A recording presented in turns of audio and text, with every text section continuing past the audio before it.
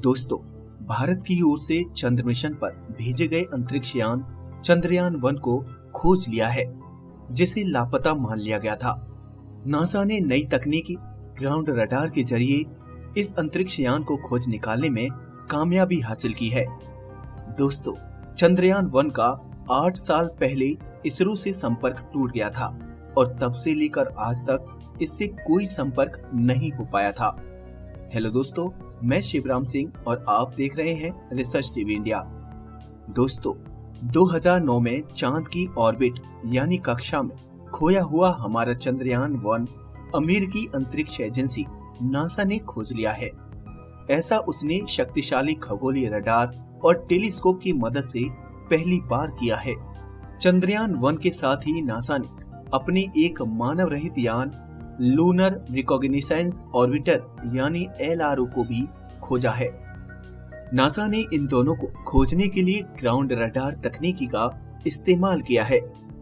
दोस्तों, चंद्रयान-1 चांद पर शोध के लिए 22 अक्टूबर 2008 को श्रीहरिकोटा से PSLV से लॉन्च किया गया था। यह भारत का पहला चांद मिशन था।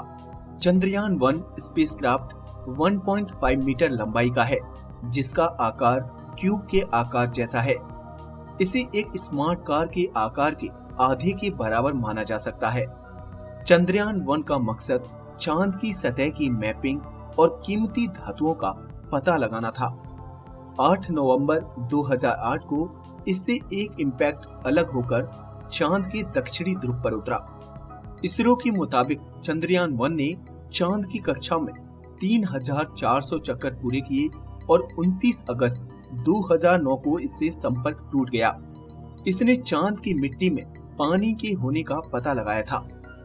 312 दिनों में इसने 95% अभियान पूरा कर लिया था, क्योंकि इसका प्रस्तावित अभियान 2 साल का था। इस चंद्रयान का पता लगाने के लिए अंतर्ग्रही रडार्स का इस्तेमाल किया गया, लेकिन इसके बाद भी इसकी कोई जानकारी नहीं मिल पाई थी। दोस्तों, नासा ने अंतरिक्ष में कचरे के रूप में मौजूद खराब अंतरिक्ष शोध यानों को खोजना शुरू किया है। इसके लिए एजेंसी पहली बार पृथ्वी पर मौजूद शक्तिशाली रडार टेलीस्कोप प्रणाली की मदद ले रही है। इनसे अभी तक क्षुद्र ग्रह को खोजा जाता था। छोटे होने के कारण रडार में अंतरिक्ष यान का आना संभव नहीं माना जाता, लेकिन इस तकनीकी के जरिए चंद्रयान-1 को खोज लिया गया। वैज्ञानिकों के अनुसार चंद्रयान-1 चंद्रमा की सतह से 200 किलोमीटर ऊपर परिक्रमा कर रहा है, जो इस समय खराब है, जबकि नासा का मानव रहित यान चालू हालत में है। दोनों ही अंतरिक्ष यान इस समय चांद की कक्षा में मौजूद हैं। इस खोजी अभियान को नासा की जेट प्रोपल्सन लेबोरेटरी यानी JPL के वैज्ञानिकों ने अंजाम दिया। इसमें कैलिफोर्निया में स्थित नासा की cold stone deep communications complex में मौजूद 70 मीटर बड़े DSS-14 टेलीस्कोप एंटीना और वेस्ट वर्जीनिया में स्थित 100 मीटर बड़े ग्रीन बैंक टेलीस्कोप का इस्तेमाल किया गया। साथ ही प्यूर्टो रिको में स्थित एरिसिबो ऑब्जर्वेटरी की रडार प्रणाली का इस्तेमाल हुआ।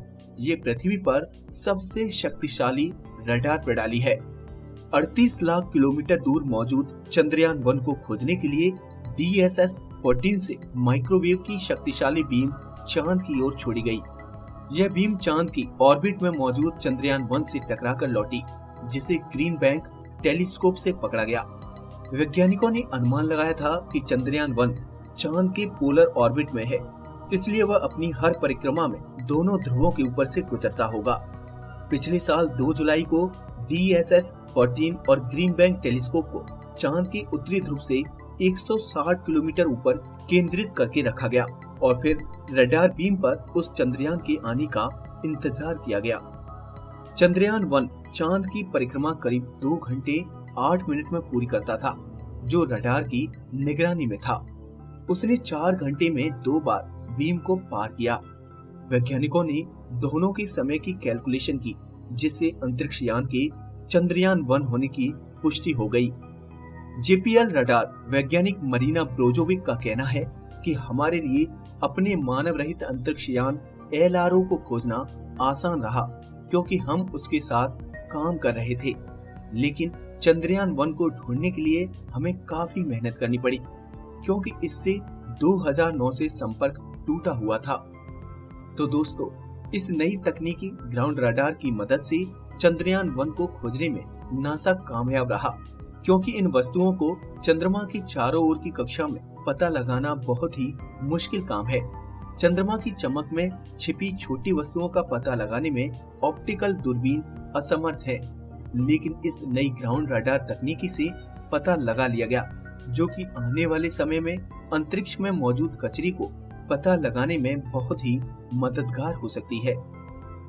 दोस्तों, अगर आपको ये वीडियो अच्छा लगा हो तो इसे लाइक करें और हमारे चैनल को सब्सक्राइब भी करें। थैंक यू दोस्तों।